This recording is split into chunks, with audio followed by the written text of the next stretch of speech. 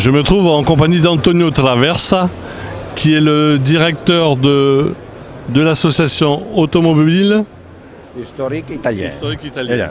Voilà. In italien, Automoto Club Storico Italiano. Oui, Alors surtout, oui. c'est vous qui avez acquis tous ces véhicules en 2016. 2016. 79 véhicules Voilà. qui ont été carrossés par le fameux Bertone. C'est un carrossière italien. Et on avait acheté toute la collection en 2016. Et ici, on a quelques modèles représentatifs. On a apporté ici à la plus importante exposition internationale rétromobile pour faire regarder à tout le monde la qualité de la carrosserie italienne. Ouais. Antonio, là à côté de nous, c'est un modèle qui a un moteur BMW. Ouais. Et c'est le modèle Pixter. Pixter, oui. C'est un étude que Bertone l'avait fait, mais il n'était jamais entré en production. C'est un concept car, concept car en anglais. Oui, et très joli. C'est un coupé de porte avec deux chaises seulement, très petit à l'intérieur. Et on peut noter les couleurs d'abord, qu'il est très particulier, et aussi les chaises qui sont bleues. Et ça, c'était en 1998 qu'il a été conçu, réalisé. On peut regarder aussi les roues, sont très particuliers et très avénéristes. Oui. C'est les futurs. Hein? Peut-être dans 10 années, on va rouler avec ce genre de roue. Voilà, Oui, oui. voilà c'est ça. Okay. Et ici, on a une autre voiture. Et on va parler de cette voiture. C'est une voiture qu'on peut utiliser pour aller à la plage. Oui, hein? tout à fait. Et on peut, c'est pour deux personnes, mais ici vous avez toute la place pour charger le matériel, les matelas, les serviettes. Voilà. Tout qu'on a besoin pour aller à la plage. Oui, For the beach.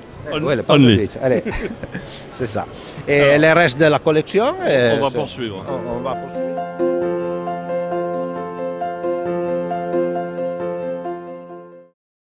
Alors Antonio, là on découvre une pépite, c'est une Ferrari de 1976 qui pour la première fois a été dessinée par Bertone. Alors qu'avant c'était Pininfarina, mais là vraiment c'est vraiment une autre approche, un autre design. Voilà.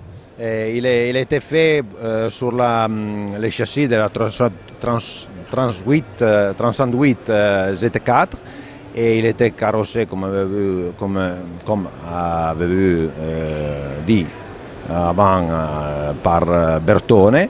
Il est très intéressant parce que c'est une ligne très innovative, aussi parce que Bertone il est très connu pour avoir designé et produit des voitures très particulières. Et ça, c'est un exemplaire unique. Qu'on a porté ici à Paris. Aussi les couleurs, c'est particulier parce que vous savez que normalement tous les Ferrari sont rouges. Voilà. Hein? C'est un bleu ciel pastel. Un bleu particulier. Particulier. Oui. Et ça c'est intéressant. C'est intéressant mais avec une ligne quand même couleur noire. Avec des chaises particulières très, comment on dit en français, avulgentes. Oui, un petit peu des sièges de course un petit peu. Oui. Sportifs.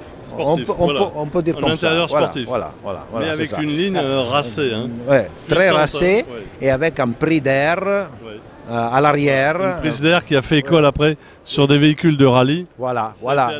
L'idée c'est ça. Voilà, l'idée, c'est ça. il est parti de cette idée, il a développé une voiture comme ça. Oui. Ouais.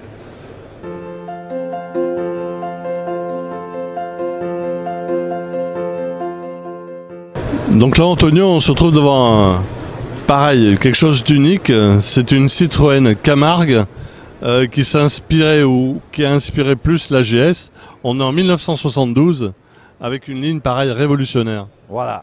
On a eu porté ici en France, en voiture française, parce que les châssis, c'est, comme on dit, Citroën, mais c'est un Citroën très unique.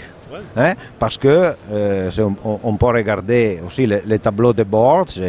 Je me rappelle en voiture de le futur. Non, on va, parce qu'il y a un tableau de bord avec tous les instruments très particuliers. Une anticipation déjà. Voilà, une anticipation. Ouais. Et aussi, on peut regarder les chaises, qui sont très particulières, avec une couleur qu'il va à faire pendant à la carrosserie, à la couleur de la carrosserie. Des sièges en velours assortis à la teinte extérieure. Et cette voiture-là, pour les années 70, c'était déjà une avancée, voilà. Une grande avancée. Et aussi les chaises, regardez, il a 4 personnes, pour 4 personnes.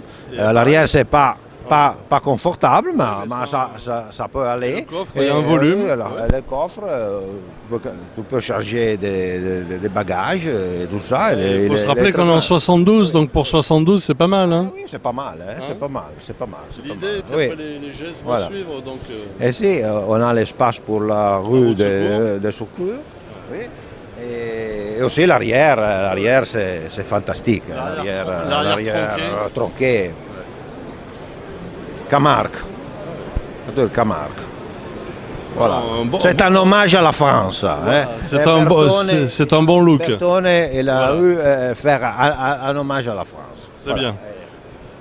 Il n'y a pas que l'Italie, il a pensé un petit peu aux Français en disant pour eux je vais faire un modèle. Les Italiens ils sont internationaux. Non, alors, ils sont des artistes Bertone comme des autres carrossoirs.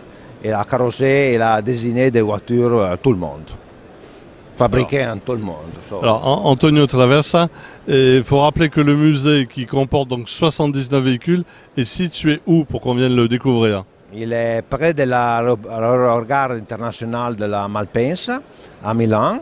Et combien de kilomètres de Milan à peu près? Ça fait 5 minutes de voiture de l'aérogare. Vous pouvez prendre l'avion et aussi à pied. Vous faites un tour à pied, ça va aller. Et vous pouvez admirer cette voiture qui sont très exceptionnelles. Tout le monde est invité. Voilà. Hein? Et à découvrir justement toutes les actions de Bertone, et c'est important. Oui, hein. Voilà. Parce qu'il a marqué le monde de l'automobile, on peut le dire. Je crois qu'il était un innovateur. Exact. Ouais. Un concepteur de folie. Un concepteur de futur. Voilà. Hein? Ok. Allez. Antonio, merci. Et puis on viendra vous voir en Italie. Grazie mille. Grazie mille. Grazie.